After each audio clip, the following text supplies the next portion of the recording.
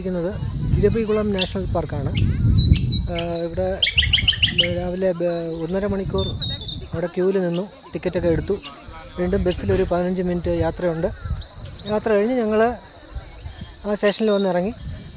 അവിടെ നിന്ന് നമ്മളെ പിക്ക് ചെയ്ത വണ്ടി മറ്റുള്ളവരെ തിരിച്ച് കയറ്റിക്കൊണ്ട് പോകുമ്പോൾ അടുത്ത ഒരു റൊട്ടേഷനാണ്. അതങ്ങനെ കറങ്ങി വന്ന് കൊണ്ടുപോകും.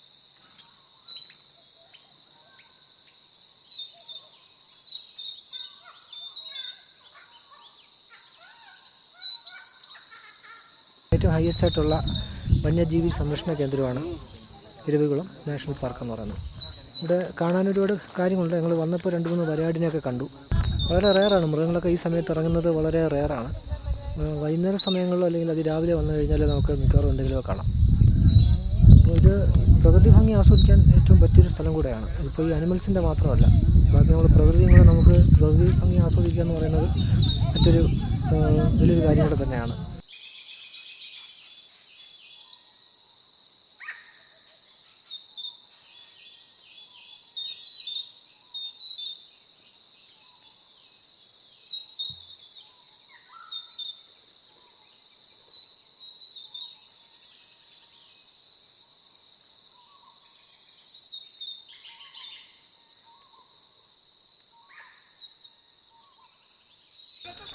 ഇവിടെ മറ്റ് വാഹന സൗകര്യങ്ങളൊന്നുമില്ല. ബോട്ടം എൻഡിൽ വന്ന് നമ്മൾ വണ്ടി ഇറങ്ങിയതിന് ശേഷം അവിടെ നിന്ന് ഇങ്ങോട്ട് നടക്കാനുള്ള ദൂരമേ ഉള്ളൂ. എന്തായാലും ഒരു 2 കിലോമീറ്റർ 1.5-2 കിലോമീറ്റർ ദൂരം നമ്മൾ മൗണ്ടനിലേക്ക് നമ്മൾ കയറണം.